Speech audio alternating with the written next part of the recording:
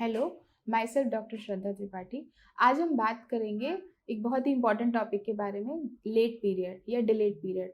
बहुत से पेशेंट परेशान होकर आते हैं कि पीरियड टाइम पे नहीं हुआ, 40 दिन हो गए, 45 दिन हो गए, क्यों नहीं हो रहा है। तो इसके बहुत सारे रीज़न होते हैं। आप अपने आप को खुद डायग्नोज कीजिए कि आपका क्या रीज़न है, और इससे घबराने की कोई बात नहीं है। सबसे पहला रीज़न है स्ट्रेस। यदि आप किसी तरह के स्ट्रेस से गुजर रहे हैं, हो सकता है ट्रैवलिंग कर रहे हैं, हो सकता है कि आपको वर्क का कोई स्ट्रेस हो या पढ़ाई का स्ट्रेस होता है स्टूडेंट लाइफ में, तो उस समय आपका पीरियड डिले हो सकता है। ये बहुत ही नॉर्मल प्रॉब्लम है। फिर दूसरी चीज़ होती है वेट फ्लक्चुएशन। यदि आपका वेट कभी बढ़ रहा है या कभी ज़्यादा हो रहा है, वेट लॉस हो रहा है, या फिर आपका वज़न बढ़ रहा है, तब भी आपका पीरियड डिलेड हो सकता है।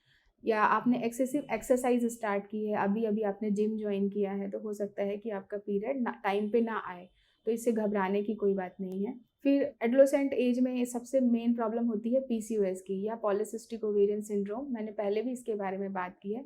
इस कंडीशन में आपकी ओवरीज में सिस्ट बन जाते हैं, जिस वजह से आपका पीरियड टाइम पे नहीं आता है, लेट हो जाता है।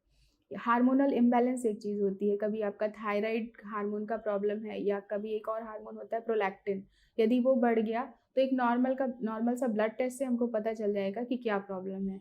तो ये हार्मोनल इम्बैलेंस भी आपका पीरियड डिले कर सकता है। फिर कभी आपने बर्थ कंट्रोल पिल्स यूज़ किए हैं, तो उसकी वजह से भी आपके अंदर हार्मोनल इम्बैलेंस होगा, और जब आप पिल्स छोड़ेंगे तो आपका पीरियड टाइम पे नहीं आएगा। वो हो सकता है कि कुछ महीने लगे उसको रेगुलेट होने में। और last but not the least, सबसे कॉमन कॉज है डिलेड पीरियड का, यदि आप सेक्सुअली एक्टिव हैं तो प्रेगनेंसी एक रीज़न हो सकता है। तो आपको इस चीज़ का ध्यान रखना है कि आप किस कैटेगरी में आते हैं, और तुरंत अपने डॉक्टर से कंसल्ट कीजिए।